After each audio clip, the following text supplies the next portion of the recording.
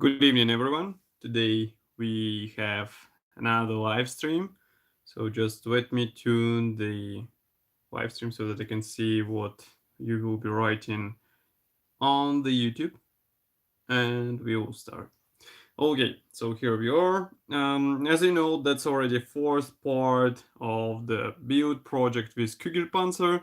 That's kit of this ball tank in 135 scale made by Miniart.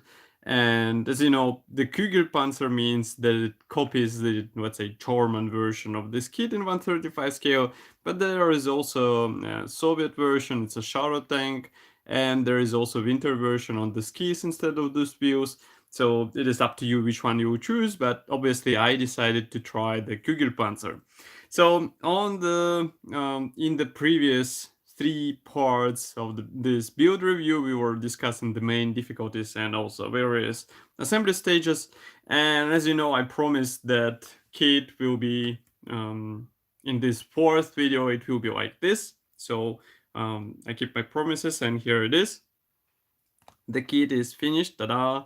And as you can see, I decided, as I said before, I decided not to paint this kit because I wanted to get the pure plastic build. And also what I did, I decided to do the removable top section of the track. So as you can see, it can be placed easily back. But what I can see also is that those track parts are glued in place. And once you place this top section, you have this huge gap between those track parts. So I'm not sure how I would solve it if I would glue it in the place. It's not such a cool thing, I would say. But as you can see, everything sits in the place, in the right spot. So there are no, let's say, wrong position of those parts. And I'm not sure why it is like this. Also another thing with the doors, because you have to put those two hinges into the special slots. So you have to do it barely seeing what you can do there.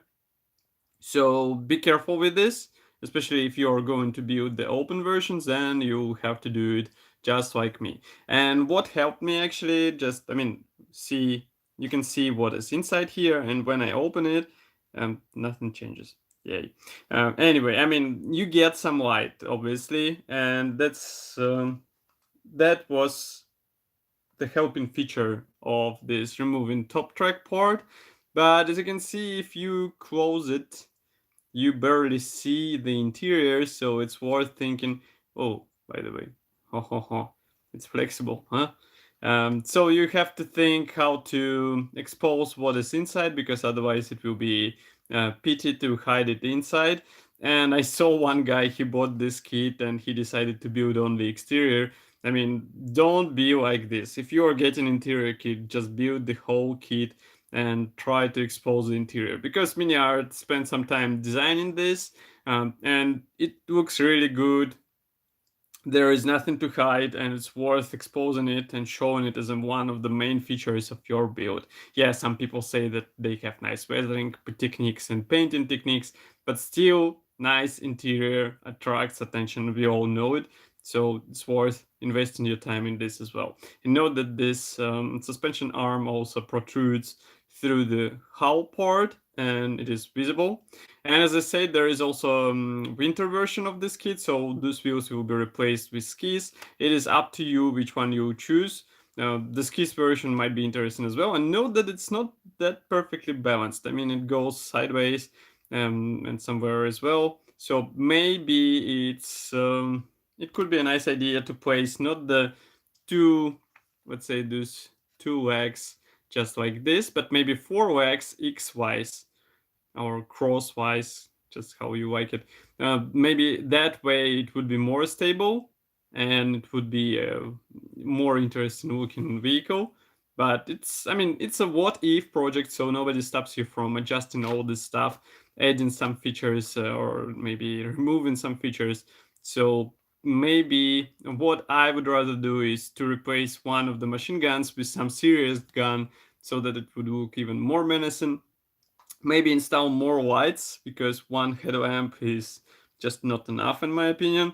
And maybe also modify the doors so that it won't be open on the both sides, just like the wings, but to make it one door to open here, and another door open in the opposite direction. I know that it's made in only as a safety measure, so that if door is open, it will be closed with a airstream. But this tank wasn't that fast, even in the what if world. So I guess it's not that crucial.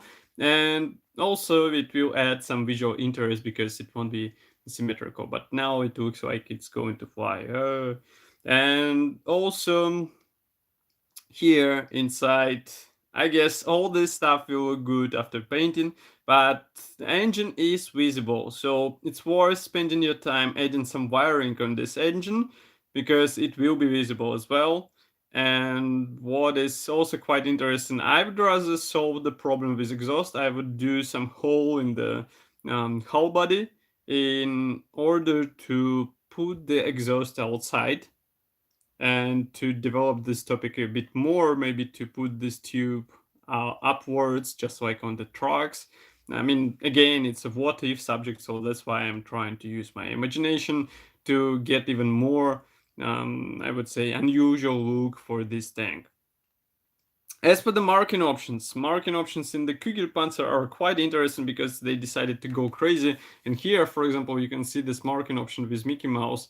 It's a US tank. Here we have the skull and the bones, and also on the top we have the classical cross, German cross on the door. By the way, it's quite nice how flexible these doors are. Maybe I will break them, but now they stay in place, and as you can see, they might be a good paper launchers if you're trying to attack somebody. Wow. Also, what I was suggesting, maybe if you don't want to modify this landing gear, I would rather choose some bomber views, install them instead of those. They will be bigger, they will be more serious looking, and maybe it will benefit overall appearance of this tank. I'm also interested why Miniart decided to copy only the retracted position, why they decided not to copy the folded down position, because obviously they were folding when it was moving, at least I suppose so. So that's why it would be cool to make the tank with folded landing gear, just like it's moving somewhere. But I mean, you can do it with some pretty minor modifications, so it will be up to you if you would like to have such feature on your kit.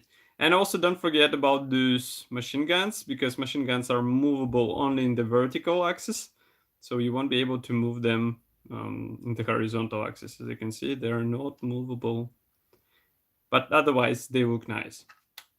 So, and just to show you what is actually visible when you remove this top part. So as you can see, full interior is actually visible. And again, you can see the engine. So that's why it's worth investing your time into the engine painting and weathering at least. But I would suggest to use some, let's say, additional detailing with wiring, with PE parts in order to get even more impressive appearance. But otherwise, maybe also, by the way, what I was thinking today, it's worth adding the seat belts on the seats, because obviously this thing was not keeping its let's say position in the perfect sense, and that's why they were, I suppose, the tankman had to strap into the seats, because otherwise they would be flying around, especially when this thing breaks. So it would be just like this, and that's why you can fall down easily from this seat, and then it would be quite a sad thing. As you can see, it doesn't stand on its own legs. But overall, I would give, 4 out of 5 for this kit. Why 4? Because here you can see the top section is barely fitting here. Also, I had some issues with machine guns because you have to assemble them out of several parts. Plastic is quite thick, tough, and it is really difficult to clean it up even with sharp knife. And you can easily break this thin part of the machine gun barrel. So it's better to have something different. Maybe you can replace it with resin, or at least you have to be careful with these parts for sure. Another thing is that some parts, some tubes require some extra care, because you have to attach them from one side and then put it through the holes, through the tubes, through the cage, in order to connect to the engine, etc., etc. So just keep it in mind. And that's pretty much all in my opinion. It's surprisingly easy to assemble kit, especially if you have the proper skills, let's say. And it does not use any P parts, which is quite surprising for Miniart. And that's why maybe it is also easy, but I mean, we can all appreciate some, let's say, rest from metal parts in our builds. So that's all for this build session, for this build project. So as you can see, this Kugelpanzer is officially finished. And I hope you enjoyed those previous 3 videos. And of course, we will see each other in the next month. I will be building some other kits. I already have some small plans. For now, I don't have any other kits with me, so unfortunately, I won't be able to do more live sessions. Maybe we'll do the sum up of the July, because there are some interesting news to tell you. But that's pretty much all. And of course, I appreciate that you decided to spend this evening with me. You're great guys. I really like that we are, let's say, gathering each evening, and we will do more in August, I hope.